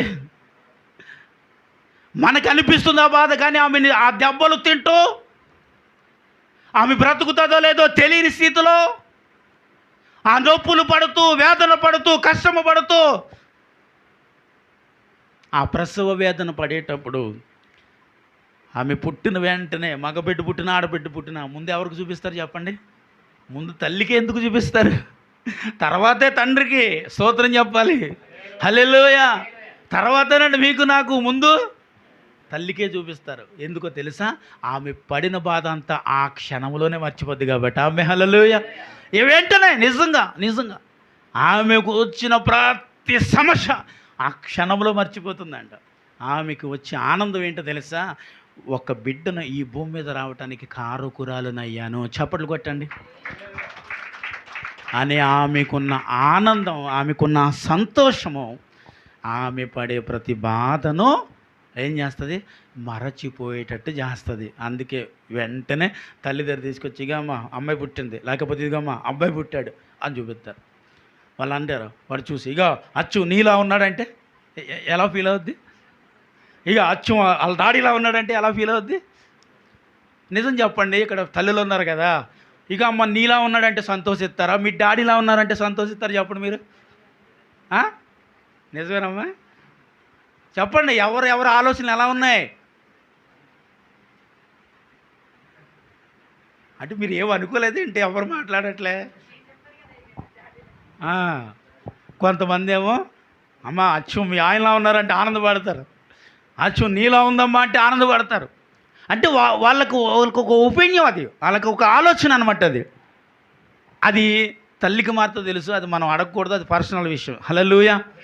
కాబట్టి ఇదిగో ఆ సమయంలో తీసుకొచ్చి చూపించిన వెంటనే చూసి ఆనందించే మొదటి వ్యక్తే తల్లి. తర్వాత తీసుకొచ్చి తండ్రి దగ్గర తీసుకొచ్చి, ఇగో నయ్యా నీకు అబ్బాయి పుట్టాడు అంటే, పేదగారు గారు మీరు ఏం చేశారు ఆ రోజు? ఇద్దరు ఆడపిల్లనా? చెప్పినప్పుడు మీరు ఎలా ఫీల్ అయ్యారండి? మరి ఆదాము గారు, రాజుగారు ఉన్నారు, ఆయనకి ఇద్దరు మగపిల్లలు, మరి మీరు ఎలా ఫీల్ అయ్యారండి? అవి బాబోయ్, దాటలు కొట్టేలేదు. దేవునికి స్తోత్రం. హల్లెలూయా, హల్లెలూయా. నిజంగానండి, అంత ఆనందం అంటే అది తల్లికి కలిగిన ఆనందంలో తండ్రికి కూడా ఆనందం ఖచ్చితంగా ఉంటుంది. ఆమేన్, హల్లెలూయా. ఆ ఆనందాన్ని మనం వర్ణించలేము. ఎంత విలువ పెట్టినా స్త్రీ పడే ఆనందం ఆ సమయంలో వర్ణించుట దేవునికి సాధ్యమే కాలేదు. హల్లెలూయా. ఎస్, ఎందుకంటే ఆయనకి కూడా సాధ్యము కానిది తల్లి ఆ సమయములో ఆనందించే ఆనందమే. ఆమేన్, హల్లెలూయా, హల్లెలూయా.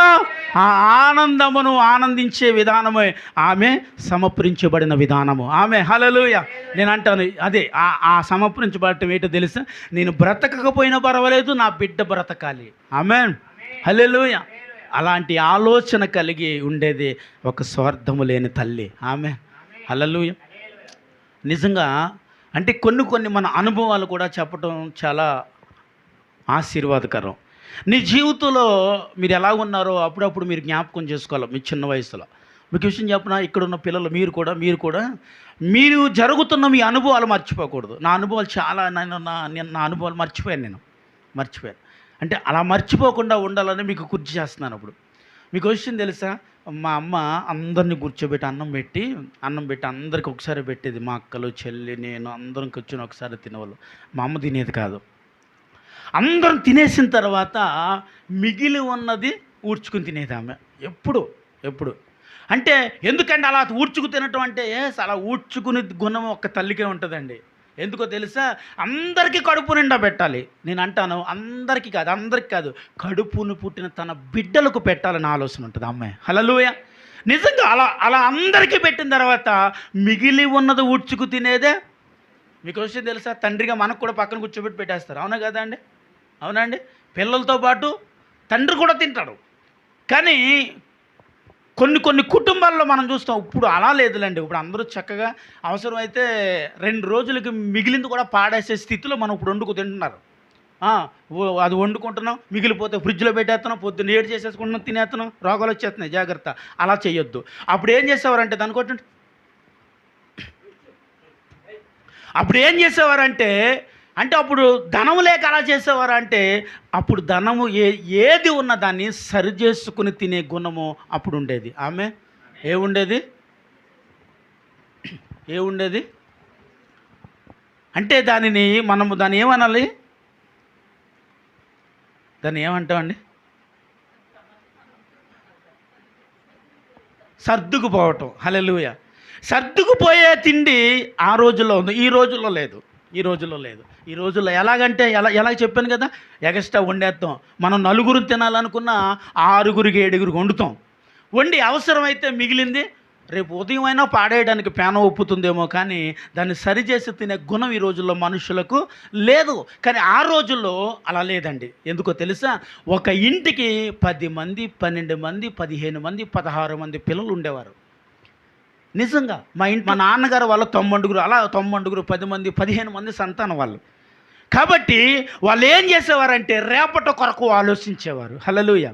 ఇప్పుడు ఆ ఆలోచన మనుషుల్లో లేదు. ఎందుకని లేదు చెప్పండి? ఒకటి ముద్దు, రెండోది వద్దు.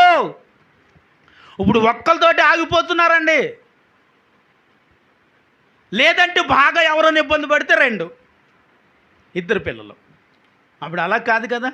ఎంతమంది ఉన్నా పిల్లలు అలా పుడుతూ ఉన్నా వాళ్ళు కష్టపడి వాళ్ళ మానేసి తండ్రులు బిడ్డలకు పెట్టే రోజులు అవి.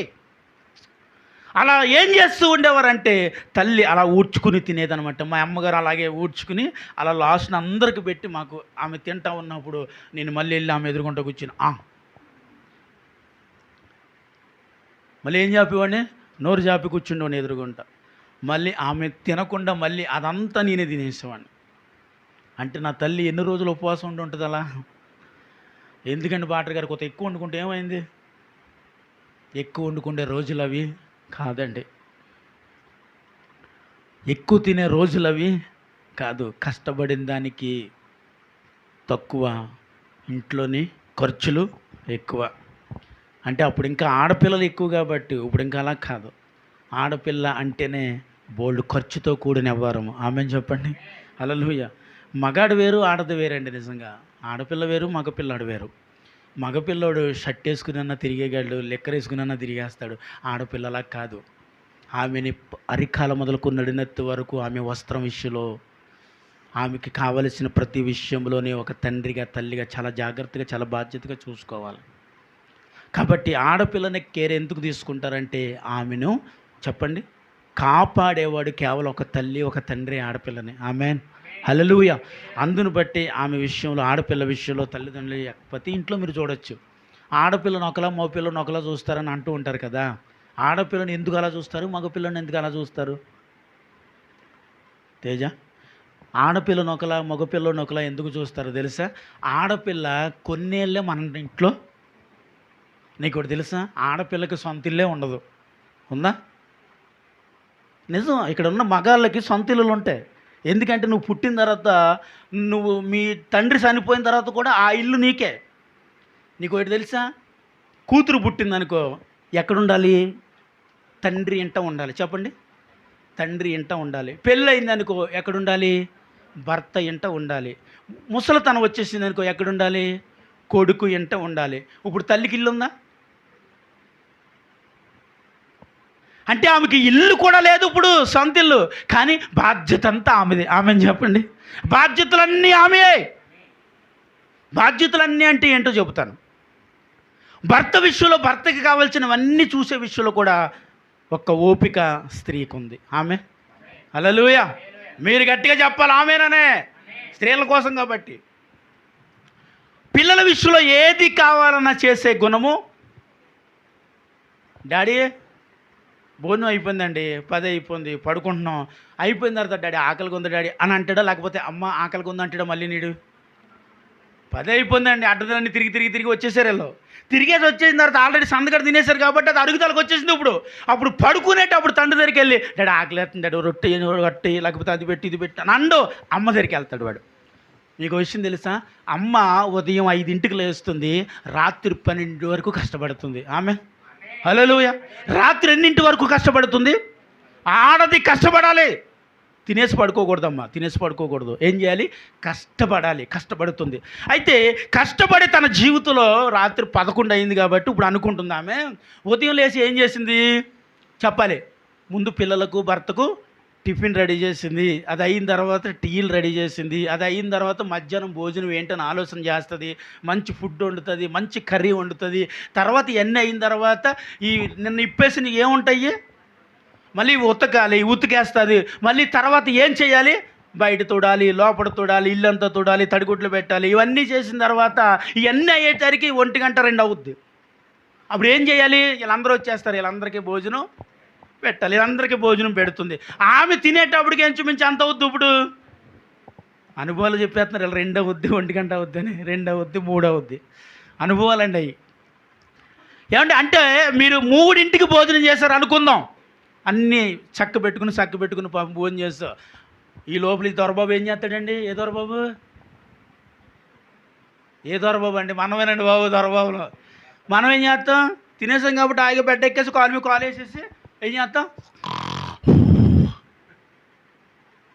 నువ్వు లేచేసరికి ఆమె ఇంకా పడుకోలేదు, ఆమె ఇంకా భోజనం చేయలేదు. ఏమో భోజనం చేసావా అని అడిగేవాడు కూడా ఉండడు, తెలుసా మీకు?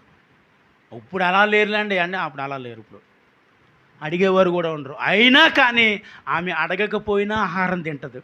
ఎందుకు తినాలి ఆహారం? షుగర్లు కాబట్టా? ఏటమ్మా? అదా షుగర్ కాబట్టి నిలబడిందమ్మా. అది ఏం కాదు, షుగర్ ఉన్నా బీపీ ఉన్నా అది ఏం కాదు. ఏంటో తెలుసా? మళ్ళీ రేపు కష్టపడాలామా కాబట్టి భోజనం చేస్తుంది. తర్వాత మళ్ళీ సాయంకాలానికి మళ్ళీ ఏం కావాలి? దొరబాబు గారు లేచేసరికి ఛాయ్ కావాలి ఏంటి, ఛాయ్ ఇస్తుంది. మళ్ళీ సాయంకాలానికి మళ్ళీ ఆలోచన ఏంటో తెలుసా?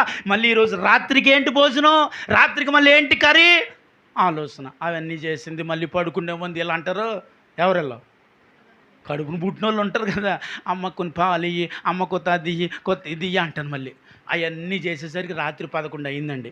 11 గంటలకి తల్లి ఏం చేస్తుందో తెలుసా? అప్పుడు స్నానం చేసి వచ్చి ఇంకా పడుకుందాం అని అనుకుంటుంది. ఈ లోపల వచ్చి ఏమంటారు ఇలా? అనుభవపూరితమైన జీవితాలండి ఇవి, మీరు కూడా అనుభవించేవే. అప్పుడు వచ్చి అంటారు, నాకు కాఫీ కావాలి, నాకు టీ కావాలి. ఏదో ఉద్ధరించేసినట్టు ఏం ఉండదు నమ్మకం. పొద్దు నుంచి దొల్లుతారు, బుక్కులు పట్టు దొలుతారు, అవి పట్టు దొలుతారు, అక్కడికి వెళ్ళి దొలుతారు, ఇక్కడికి వెళ్ళి దొలుతారు, అన్నీ దొలుతారు. ఆ టైంలో తల్లి పడుకునేటప్పుడు వచ్చి అడుగుతారు. ఆమె రే ఉదయం నుంచి చేస్తున్నాను పాతగా అంటదా? ఎందుకని? సరే ఒక కాసేపు ఆగు, నీకు తీసుకుని వస్తాను. ఆ పడుకుందని పాపం రిలాక్స్ అవుతుంది, వచ్చి కూర్చుంది. పాపం ఫ్యాన్ వేసుకుంది, కూర్చుంది. అలా పడుకున్నప్పుడు వచ్చి నువ్వు అప్పుడు వెంటనే లేచి మళ్ళీ వెళ్ళి నువ్వు ఏదైతే అడిగావో దాన్ని సిద్ధం చేసి తీసుకొచ్చి అది తాగేసి మళ్ళీ నువ్వు చేసేదే ఉంది, మళ్ళీ ఆవిడకంటే ముందు పడుకుని పోతావు. సూత్రం చెప్పాలి. హల్లెలూయా. ఆవిడకంటే ముందు పడుకుని పోతాం తాగేసి. ఆమె అన్నీ సగ్గుపెట్టుకుని ఆమె అప్పుడు పడుకునేసరికి రాత్రి 12. మళ్ళీ ఎప్పుడు లేవాలండి? ఎన్ని గంటలు? 1, 2, 3, 4, 5 గంటల నిద్ర. అంటే ఆమె ఎన్ని గంటల శ్రమ ఇస్తుందో చూడండి. ఇప్పుడు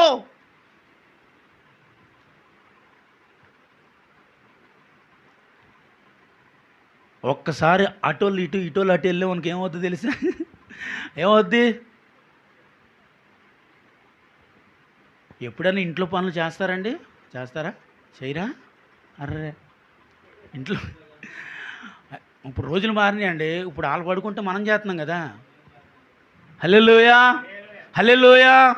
ఏమండి, అంటే అంత కష్టము ఒక స్త్రీ జీవితంలో ఉందండి, ఉంది. అంటే ఆమె అంత కష్టపడి తన కుటుంబ విషయంలో పోరాడేది. భర్త మెచ్చుకుంటాడని, బిడ్డలు మెచ్చుకుంటారని, మెచ్చుకోకపోయినా ఏడుస్తుందండి. ఇప్పుడు మీరు తింటారు అంటారు కదా, తింటూ ఉంటారు. అదే మీరు కాదు, మీరు తింటూ ఉంటారు కదా. తినేటప్పుడు ఆమె దగ్గర నిలబడి ఎందుకు చూస్తుంది చెప్పండి మీ వైపు? ఎందుకు చూస్తుందండి? పెసలు మీ మిస్సెస్ భోజనం పెట్టినాడు ఇలా మీ వైపు ఎప్పుడైనా చూసిందా? అప్పుడు మీరు ఏం చేస్తారు? సిగ్గుపడతారంటే ఏం చేస్తారు? తింటూ ఉంటారంటే ఏమో కూర బాగుంది ఇవాళ అనాలి. నువ్వు ఆ మాట అంటావేమో అని పాపం నిలబడి చూస్తా ఉంటే ఎప్పుడు తినలేడు కక్కుర్తి పడినాడు. నాకేసి ఏళ్ళు కూడా నాకేస్తారు. నాకేసి కడుక్కుని వెళ్ళిపోతావు. కానీ అర్రే కూర బాగుందని ఒక్క మాట అంటే ప్రపంచాన్ని జయించేద్దండి స్త్రీ. చప్పటి కొట్టండి మీరు. కూర బాగుందని చెప్పావు అనుకో, అమ్మ కూర బాగుందంటే తల్లిగా ఆనందింతుంది. భార్యతో ఒకవేళ నువ్వు చాలా బాగుండవు అని చెప్పావు అనుకో, అద్భుతమైన సంతోషం తన జీవితంలో. మళ్ళీ రేపు ఇంకా దానికంటే బాగా చేయాలని ఆలోచన చేస్తుంది. అదే స్త్రీకి ఉన్న గుణం. ఏడిసినట్టుందో, ఏంటి కారం ఎక్కువైంది, ఏంటి ఉప్పు ఎక్కువైంది, నిన్న వండినట్టు ఇలా లేదేంటి, నిన్న బాగా ఉండవు, ఉయ్యాలంటే ఇలాగుంది అన్నావు అనుకో, రేపు అంతకన్నా నీచంగా అయిపోతుంది, తగులడిపోతుంది జీవితం. నిజం. రేపటి కొరకు ఆలోచన చేయకు. ఇప్పుడు ఉన్నదాన్ని బట్టి నువ్వు ఆనందించి అబ్బా అద్భుతంగా ఉందన్నావు అనుకో, రేపు ఇంకా అద్భుతం నీ జీవితం. ఆమేన్, హల్లెలూయా. అంతేనా అండి? చెప్పాలి. అనుభూసాలు ఎవరన్నా ఉన్నారు ఇటు పక్కన? అలా ఎప్పుడన్నా అన్నప్పుడు ఇవాళ కొద్ది ఉప్పు ఎక్కువైందంటే రేపు ఏం చేస్తారు? కొద్ది కారం ఎక్కువ వేస్తారు. ఎందుకంటే వారు ఏమన్నారో తెలుసా నీకు? ఆనందపడేటట్టుగా ఒక మాట కూడా తననే,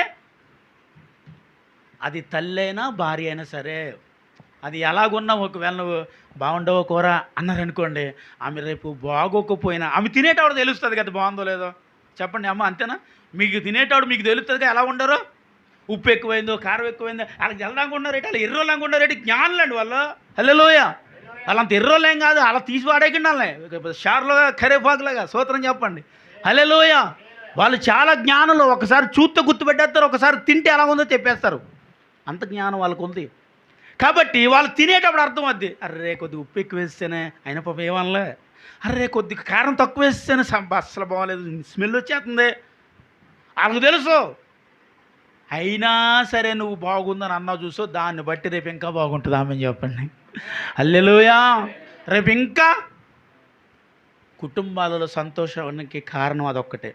ఆమె నిజంగా కుటుంబం కానీ సంతోషంగా ఉండాలి అంటే దానికి అర్థం ఏంటో తెలుసా? బాగోకపోయినా బాగుందనే గుణము నీవు కలిగి ఉన్నప్పుడు దాన్ని రేపు బాగుండేలా చేసే గుణము స్త్రీకి ఉంది. హల్లెలూయా. అందుని బట్టి ఆమె ఒక భార్య బాధ్యత విషయంలో కానీ, తల్లి బాధ్యత విషయంలో కానీ, కోడలుగా బాధ్యత విషయంలో కానీ, కూతురి బాధ్యత విషయంలో కానీ, ప్రతి బాధ్యత విషయంలో తన బాధ్యతను నెరవేర్చడానికి పోరాడేదే స్త్రీ అండి. ఆమెను చెప్పాలి. హల్లెలూయా, హల్లెలూయా. ఏంటి? ప్రతి విషయంలో పోరాడే గుణం స్త్రీకి ఉంది, మగాడికి అంత లేదు. లేదు. ఎందుకంటే ఇక్కడ ఎల్కానా ఏమన్నాడు తెలుసా నీకు? నీకు పిల్లలు లేకపోతే ఏంటమ్మా ఎందుకు బాధపడుతున్నావు? 10 మంది బిడ్డలతో సమానం అన్నాడు. ఏడ్చాడు మోకాళ్ళు వేసి. అయ్యా నా భార్యకు బిడ్డలు లేరయ్యా, అయ్యా నా భార్యకి అవమానమయ్యా, అయ్యా నా భార్యపై నిందలు పడుతున్నాయ్యా, అయ్యా నా భార్యని ఇలా అంటున్నారయ్యా అలా అంటున్నారయ్యా అని దేవుడి సన్నిధిలోకి వెళ్ళి ఏడ్చాడా అండి? ఎవరు ఏడ్చారండి? అన్న ఏడుస్తుంది ఇక్కడ. ఎందుకంటే దాని మీద పడిన అవమానమును పోగొట్టుకొని ఒక పట్టుదల కలిగిన స్త్రీ ఆమె. ఆమేన్, హల్లెలూయా. ఇక్కడ పురుషుడిలో అంత జ్ఞానం కనపడకపోతే ఇక్కడ స్త్రీలో కనిపించే జ్ఞానం ఏంటి తెలుసా? ఆ నిందను పోగొట్టుకునేదాకా ప్రయాసపడేదే ఆడది. కాబట్టి చప్పటి కొట్టి ప్రభు నామమును మహిమపరచాలి. ఆ గుణము కేవలం ఎవరికి ఇచ్చాడంటే అండి? స్త్రీకి అనుగ్రహించారు ఆ ప్రభువారు. స్తోత్రం చెప్పండి. హల్లెలూయా. కాబట్టి భార్యగా నువ్వు ఇవ్వాల్సిన అర్హతలు ఆమెకి ఇవ్వాలి, తల్లిగా మీరు ఇవ్వాల్సిన అర్హతలు తనకి ఇవ్వాలి. నిజం, చాలామంది తల్లిని గౌరవించే వాళ్ళు కూడా ఉండరండి, భార్యను గౌరవించే వాళ్ళు ఉండరండి. నేను అంటాను, క్రైస్తవులుగా మనం ఇలా ఉండకూడదండి. మనం ఇలా ఉండకూడదు. మనం ఏం చేయాలండి? గౌరవించే వాళ్ళం కావాలి. అది నువ్వు బాగోకపోయినా సరే. నేను అంటాను, ఎంత బాధ్యతగా ఆమె చేస్తా ఉన్నా ఏదో ఒకటి తీసుకొస్తూనే ఉంటారు ఇంట్లో. తెలుసా మీకు? ఏదో ఒకటి అంటూ ఉంటాడు. ఏంటి షర్ట్ ఏంటి మచ్చ ఎలా వచ్చింది, ఇది ఈ మచ్చ ఎలా వచ్చిందని అడిగితే ఎలా చెప్పుద్ది? నువ్వేదో నాకేసి కారు చేసుకుని వచ్చేసి అంటించేసుకుని వచ్చేసావు, ఏం చేస్తుంది? దాన్ని ఊతికి ఆరేసినా వదలకపోతే ఆమె ఏం చేస్తుంది? తప్పు ఆమెలో లేదు. కానీ మనం ఏం చేస్తాం తెలుసా? ప్రతి నింద స్త్రీ మీద రుద్దుతాం. తప్పు. నీవు సమానమునుగా ఉండగలిగితే ఆమెను తన బాధ్యతలు మరిచిపోక పోరాడుతుంది. ఆమెను చెప్పండి. హల్లెలూయా. తన బాధ్యతలను ఏం చేయదండి? మర్చిపోదు. మీరు ఎప్పుడు ఆ బాధ్యతలు మర్చిపోదు అంటే, ఆ బాధ్యతను నువ్వు ప్రతి క్షణం జ్ఞాపకం చేసే వ్యక్తిగా ఉండాలి. జ్ఞాపకం చేయడం అంటే వంట చేసే బాధ్యత నీదే, గొడ్లు ఉతికే అని ఆ జ్ఞాపకం కాదండి. చేసే ప్రతిదాన్ని మెచ్చుకునే జ్ఞాపకం. ఇవాళ బాగా చేస్తావు, ఇవాళ బాగా ఉండవు, ఇవాళ బాగా పెట్టు, ఇవాళ ఏంటి ఇంత స్పీడ్గా పనులన్నీ సక్కబెట్టు, ఇలా అంటూ ఉంటే నిజంగా స్త్రీలకు ఎనర్జీఫుల్గా ఉంటారండి వాళ్ళు. డౌన్ చేస్తా, ఎంత చేసినా నీ పొత్తు కవదా, ఎంతసేపు చేస్తావు, పొద్దున్నే చేస్తాను గొడ్డు సాగి, ఏదో నువ్వు వెళ్ళి ఉద్ధరించేసినట్టు ఏమి ఉండదుగా. పొన్ను నువ్వు వెళ్ళి ఏదైనా సాయం చేసేసి, నువ్వేదో సహకరించేసి, నువ్వేదో ప్రయాసపడిపోతూ ఉంటే ఇద్దరం కలిసి చేసిన పని అవుతలేదని అంటే అదొక అందం. ఏమి ఉండదు. కాలు మీద కాలు వేసుకుంటాం, టీవీ చూస్తూ ఉంటాం, టీవీ పెట్టమంటాం, ఆ పనులు మానేసి మళ్ళీ టీ పెట్టి ఇవ్వాలి, పని మానేసి స్నాక్స్ చెట్టి ఇవ్వాలి, అది మానేసి ఇది మానేసి ఏదో ఒకటి చేస్తూ ఉండాలి, మళ్ళీ నీకు అక్కడ చక్కబెడుతూ ఉండాలి. కాబట్టి నేను అంటున్నాను, వారి ఇరుగురు కలిసి సహకరించేవారు కావాలి. ఆమేన్. హల్లెలూయా. హల్లెలూయా. అంటే పాస్టర్ గారు మీరు ఖాళీగా ఉన్నారు కానీ సహకరిస్తున్నారు, మేము ఖాళీ లేవు కాబట్టి మేము సహకరించలేమంటారు కొంతమంది. ఖాళీగా ఉన్నప్పుడే సహకరించండి. ఇంటి దగ్గర రెస్ట్ దొరికినప్పుడు భార్యతోనూ లేకపోతే తల్లితోనూ చక్కగా ఉండండి, హ్యాపీగా ఉండండి, ఆనందంగా ఉండండి, నవ్వుకుంటూ ఉండండి. పెడమొఖం వేసుకుని తిట్టుకుంటూ కొట్టుకుంటూ మాట్లాడుకోకుండా నవ్వుకోకుండా ఎందుకు ఈ బ్రతకో? దేవుడు సంతోషించమన్నాడు. ఒకరు సంతోషించాలి. అసహ్యకరంగా సిరాగా మాట్లాడుకుని గొడవలు పెట్టుకుని ఇవేమీ కాదు. సంతోషిస్తూ ఉండాలి. ఆ సంతోషము వారు కలిసి పని చేయనప్పుడు వస్తుంది. నామని చెప్పాలి. హల్లెలూయా. హల్లెలూయా. ఎందుకంటే మనము ప్రతి విషయంలో మనం ఇంటి దగ్గర ఒకవేళ నువ్వు ఉంటే సహకరించే వ్యక్తివి నీవు, కూతురైనా కొడుకైనా భర్త అయినా ఎవరైనా సరే. నేను అలా ఉండనండి, నేను అలా చేయనంటే నీ ఇంట్లో పని అవ్వదు, నీ ఇల్లు ఎప్పుడు చూసినా పెండకొప్పులాగా ఉంటుంది. నువ్వు సహకరించే వ్యక్తివి కావాలి, ఒకరికొకరు కలిసి చేసుకునేవారు కావాలి, చేసే ప్రతిదానిని బాగుంది అనే వ్యక్తిగా నువ్వు ఉండాలి. ఆమె హల్లెలూయా. ఏం చేయాలి చెప్పండి? చెప్పాలి. ఒకవేళ ఆమె వచ్చి అంటుంది, ఏమండి మనకి ఎంత ఉతికినా వదలలేదండి అని అందనుకో, పర్లేదు నెక్స్ట్ ఉతికిన పోద్ది అనాలి. ఏమనాలి? నెక్స్ట్ మళ్ళీ ఇంకోసారి వాసి చేస్తావు కదా, అప్పుడు పోద్దులే. అప్పుడు ఆమె సంతోషిస్తుందా లేదా అండి? అంతేనండి. ఎందుకంటే ఆ మరక ఆమె ఆ కారం మొత్తం తీసుకొచ్చి నీ ముఖాన్ని కొట్టలేదుగా, నువ్వు కొట్టుకున్నదే కదా అది. కాబట్టి మనం ఏం చేయాలి? నెక్స్ట్ అనుకుంటూ వెళ్ళిపోతూ ఉండాలి. ఇలాంటి వాటిలో అంటే కాంప్రమైజ్ అయిపోవటం అంటారు దీన్ని. నెక్స్ట్ ఇప్పుడు కూర ఎలా ఉందని అడిగింది అనుకో, బాగుంది, లేదంటే ఉప్పు ఎక్కువైంది నాకు తెలిసి నేను తిన్నానంటే పర్లేదు నెక్స్ట్ మళ్ళీ బాగా చేస్తావు. నెక్స్ట్ అలా ఎప్పుడైతే ఉంటారో ఆ ఫ్యామిలీ సంతోషంగా ఉంటుంది. ఆమె చెప్పండి. హల్లెలూయా. ఇప్పుడు చెప్పండి, ఆడదానికి ఇల్లు ఉందా అండి? ఇదే రూతమ్మ గారు అనుకుంటుంది, ఇదేంటి ఇంత పెద్ద బిల్డింగ్ నేను కట్టుకుంటే అయ్యగారు ఆడదానికి ఇల్లు ఉందా అంటున్నారా, 2 స్టేర్లు బిల్డింగ్ కట్టుకున్నాను అనుకుంటున్నారు పాప రూతమ్మ గారు. ఏం కాదమ్మా. ఎవరిల్లు? తండ్రి ఇల్లు ఉంది, భర్త ఇల్లు ఉంది, కొడుకు ఇల్లు ఉంది. నాకు ఇల్లు లేదు చూసా. అంటే స్త్రీకంటూ ఉండాల్సినవి ఏమీ లేకపోయినా అన్నీ నావే అనుకుని కష్టపడే గుణం ఒక్క స్త్రీకి ఉందండి. చప్పట్లు కొట్టండి. ఏటది చప్పట్లు ఎవరికి కొడుతున్నాం? ఎవరికి? మరి అప్పుడు గట్టి కొట్టాలి, లేకపోతే ఈపులు పగులుతాయి మనకి. హల్లెలూయా. ఏమండి? అన్నీ నావే అనుకుని కష్టపడే గుణం స్త్రీకి ఉంది. అందుకే ఆమెకి దేవుడు ఓర్పును పెట్టాడు ముందు. ఆమెను చెప్పండి. ఏం పెట్టాడు? ఆ ఓర్పు లేకపోతే 4 రోజులు ఉండదు మనకున్న శాడిజానికి. నిజం. ఆమెకి ఓర్పును దేవుడిచ్చాడు కాబట్టి నీ శాడిజాన్ని తట్టుకుని నిలవబడే శక్తి ఆమెకు ఆ దేవుడే అనుగ్రహించను గాక. ఆమె హల్లెలూయ, హల్లెలూయ. కాబట్టి నేను అంటాను, మనము క్రైస్తవులము కనుక కలిసి పని చేయి వారము కావాలి. Amen, amen, amen. ఏం చేయాలండి? కలిసి. ఇప్పుడు మీకు సెలవు దొరికినప్పుడల్లా ఇప్పుడు ఏం చేయాలండి? ఆదాం రాజు గారు ఇప్పుడు ఏం చేయాలి? మీకు సెలవు దొరికితే ఆమెకి సహాయము చేయాలి. ప్రసాద్ గారు మీరు, ఆత్మారావు గారు ఏం చేస్తున్నారు? మొత్తం అన్నీ ఆయన చేస్తారంటే ఇంటి దగ్గర ఉంటే తెలుసా మీకు? అదిగో సూత్రం చెప్పండి. హల్లెలూయా. ఏం చేయాలంటే మనం, మీకు ఒకటి తెలుసా? అయ్యి బాబు ఈయన రోజు ఇంటి దగ్గర ఉంటే నాకు ఎంత హ్యాపీగా ఉంటుందో అనేటట్టుగా ఉండాలి. భార్యకి పనికి మాలాడు ఒక్కరోజు పని మాలితే కొంపదేమవుద్ది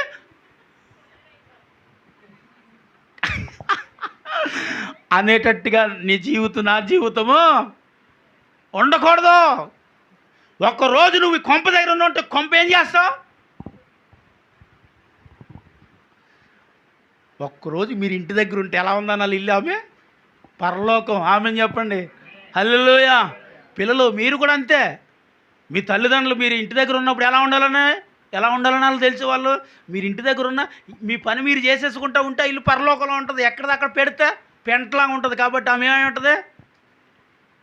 మీరు కాలేజీకి వెళ్ళిపోతున్నాయి కానీ నాకు ఏముండదు, మీరు స్కూల్కి వెళ్ళిపోతున్నాయి కానీ నాకేముండదు, సుఖము ఉండదు అనిపించుకునే బతుకు మీ దగ్గర ఉండకూడదు. హల్లెలూయా. ఏమన్నా చెప్పండి. అంటే డిమాండ్ ఇప్పుడు ఎక్కువ ఎటువైపు ఉంది? అటువైపు ఉంది. కాబట్టి మనం ఏం చేయాలి? ప్రతిదానికి కొన్ని విషయాలలో కాంప్రమైజు కావాలండి. ఏ విషయంలో కాంప్రమైజ్ కావాలి? తినే విషయంలో, కట్టే విషయంలో. కాంప్రమైజ్ అంటే భార్య విషయంలో ప్రతి ఒక్క విషయంలోని కాదు, నీవు ఆమె నుంచి పొందే ప్రతి విషయంలోనూ ఒక కాంప్రమైజ్ నువ్వు కావాలి. అప్పుడు ఆ కుటుంబం బాగుంటుందండి. నా వల్ల కాదు పాటర్ గారు, నేను కాంప్రమైజ్ కావాలి. టీయే పొద్దున్న అడిగారండి 9ంటికి. ఎప్పుడు ఇచ్చింది తెలుసా మీకు టీయా? ఎప్పుడు ఇచ్చింది? 11ంటికి ఇచ్చింది. ఎప్పుడు ఇచ్చింది? 11 గంటల నుంచి ఏం చేసింది ఆమె? ఏం చేసింది? నాకు వాషింగ్ మెషిన్ చేసింది, బట్టలు తీసింది, ఆరేసింది, అక్కడ మళ్ళీ కూరగాయలు కోస్తుంది. నేనేం అడిగానండి పాటర్ గారు? నేను ఓ దిక్కుమాలోడు అక్కడ ఏం చేసిందన్న ఇప్పుడు దాకా? వాషింగ్ మెషిన్ వేసింది, బట్టలు తీసింది, ఆరేసింది, కూరగాయలు కోసింది. ఏమెట్టింది అంటే ఆమె ఏం చేస్తూ ఉంది ఇప్పుడు? ఆమె పడుకోలేదు కదండి, కూర్చోలేదు కదా, టీవీ చూడలేదు కదా, మీ ఎదురింటికి వెళ్ళి సోదేం పెట్టుకోలేదుగా, మీ పక్కింటికి వెళ్ళి సోదేం పెట్టుకోలేదుగా. మీ కళ్ళ ముందు ఏం చేస్తున్నామా? పని చేస్తుందండి. ఆమెన్, హల్లెలూయా. సామెతల్లో ఒక మాట ఉంటుందండి. సామెతలు 31 తీయండి అందరూ. సామెతలు 31లో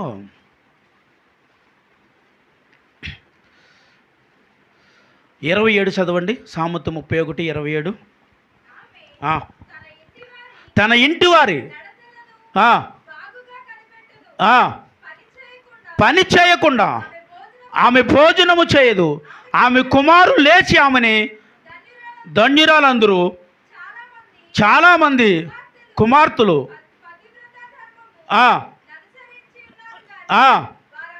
వారందరినీ ఆమె పెరిమిటి ఆమెను పొగుడను.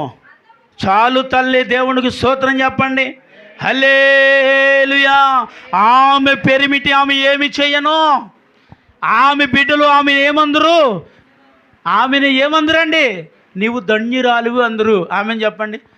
నిజంగా మీ తల్లితో ఎప్పుడన్నా అన్నారా? మీరైనా సరే చెప్పాలి. మీ తల్లితో ఎప్పుడన్నా అమ్మ నువ్వు ధన్యురాలు అని అన్నారా? ఇక్కడ తన బిడ్డలు ఆమెను ఏమందరో తెలుసా? ధన్యురాలు. తన పెరిమిటి తనని ఏమన్నాడంట? ఆమె పని చేయకుండా ఏం చేయదంట? మనం పని చేయకుండా తినేసిన రోజులు ఎన్ని ఉంటాయండి? నువ్వు డ్యూటీకి వెళ్ళకపోయినా తినేసే ఉంటావు, చదువుకి వెళ్ళకపోయినా తినేస్తూ ఉంటావు, ఎక్కడికి వెళ్ళకపోయినా నువ్వు చేయాలనుకున్నా చేయకపోయినా తినే విషయంలో కరెక్ట్గా వంటుకుంటా అయ్యేసరికి తినేసి ఉంటాం మనం. కానీ ఆ స్త్రీ అంట, అమ్మ భోజనం చేయొచ్చు కదా అంటే, ఇంకో నా బట్టలు అరెస్ట్ చేస్తానండి, అమ్మ భోజనం చేయొచ్చు కదా, ఇక వాషింగ్ మిషన్ వేసానండి, అమ్మ భోజనం చేయొచ్చు కదా, అక్క ఆ పని చక్కబెట్టేది చేస్తానండి. ఆమె పని చేయకుండా ఆమె భోజనము,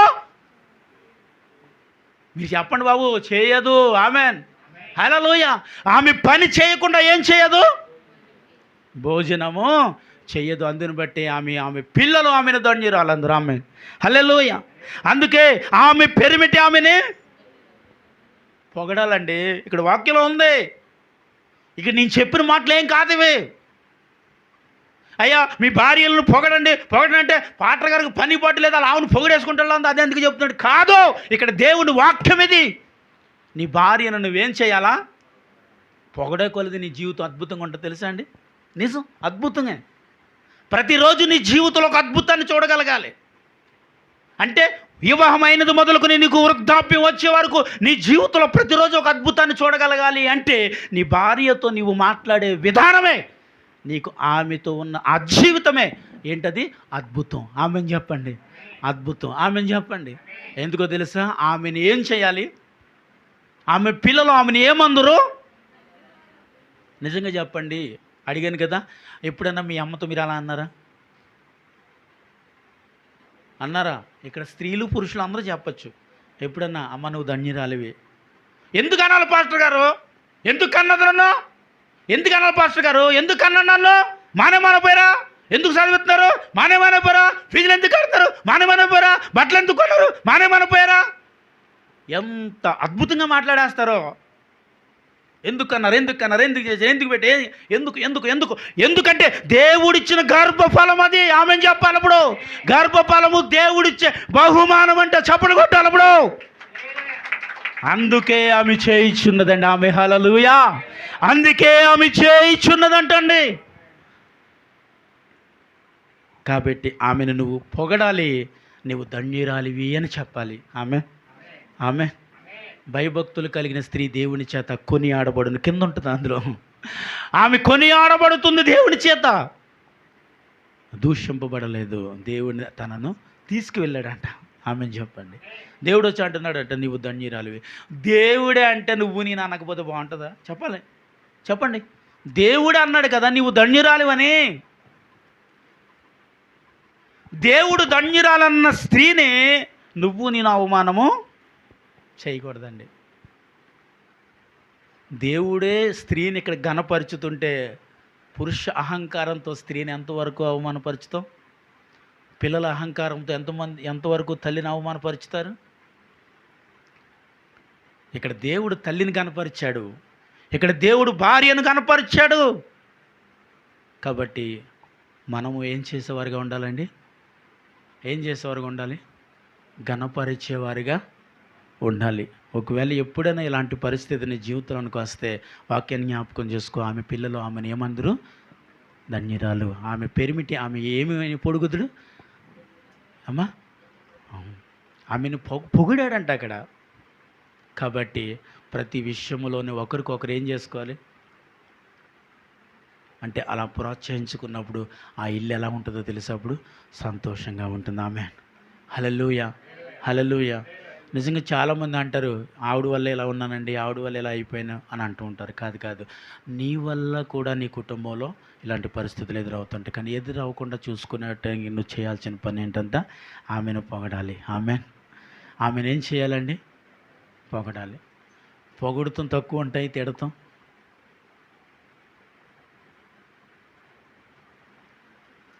కానీ తిడతాం లేకుండా పూర్తిగా చేసుకుని తిట్టాలనుకున్న ప్రతిసారి ఏం చేయాలి? ఇప్పుడు చెప్పండి ప్రసాద్ గారు, తిట్టాలనుకున్న ప్రతిసారి ఇప్పుడు ఏం చేయాలి? మనం పొగడాలని చెప్పండి సార్, అంతే. మీకు తిట్టాలనిపించినప్పుడల్లా ఊరుకోండి, టీ ఇవ్వకపోతే పొగుడుతావేంటి, ఊరుకోండి సరిగ్గా బట్టలు ఉతకపోతే పొగుడుతావేంటి. కానీ అక్కడ రాయబడి ఉంది ఆమె పొగడబడాలి. అప్పుడే ఆమె ఇంకా దినదినము ఆ కుటుంబం ఎలా ఉంటుంది, పరలోకం. స్తోత్రం చెప్పండి, హల్లెలూయా. ఇప్పుడు మనం అనుకున్నది ఏంటంటే అండి తల్లి సరిగ్గా లేకండి, భార్య సరిగ్గా లేకండి, ఇల్లు ఎలా ఉందండి. కాదు, భర్తగా, ఒక కుమారుడిగా, ఒక కుమార్తెగా మీరు కూడా సరి లేకపోతే ఇల్లు నరకంగానే ఉంటుంది. మీరందరూ సరి చేసుకున్న వారైతే ఆ ఇల్లు పరలోకంలో ఉంటుంది. చేపట్లు కొడదామా అండి? చాలా సమయం అయిపోయింది. ఇంకా మరి దేవుడు మహాకృపను బట్టి వచ్చే సండే ఫాదర్స్ డే ఉంది కాబట్టి ఆ రోజు కూడా మళ్ళీ మనందరం కూడి మరి ప్రభు నామాన్ని మహింపరుచుకుందాం. కొద్ది మాటలు ప్రభు దీవించును గాక. అందరు లేచి నిలబడండి, అందరు లేచి నిలబడండి. ఇంతవరకు దేవుని మహాకృపను బట్టి దేవుని సన్నిధిలో హృదయపూర్వకంగా స్త్రీ ఒక విలువను మనం విన్నాము, తల్లి ఒక విలువను మనం విన్నాము. కాబట్టి ఎప్పుడైనా ఒకవేళ తల్లిగా, ఒకవేళ ఎప్పుడైనా నువ్వు అవమానపరిచి ఉంటే, ఒకవేళ ఎప్పుడైనా నీ భార్యనే నువ్వు అవమానపరిచి ఉంటే ఇప్పుడే మీరు మాట్లాడగలగాలి. Hallelujah, thank you Jesus, thank you Jesus. ఇప్పుడే నువ్వు మాట్లాడగలగాలి. పరిశుద్ధాత్మ దేవుడు మన సన్నిధిలో ఇదిగో ప్రతి ఒక్కరిపై నీ ఆత్మను అయా సంచరింప చేయండి మా అందరి మీద ప్రభా. ఈరోజు ఒక్క అరగంట సమయం తీసుకోండి, ఏం కాదు. ఒక్క అరగంట సమయం తీసుకుని మరి దేవుని సన్నిధిలో హృదయపూర్వకంగా ప్రభువుని ఆరాధన చేద్దాం.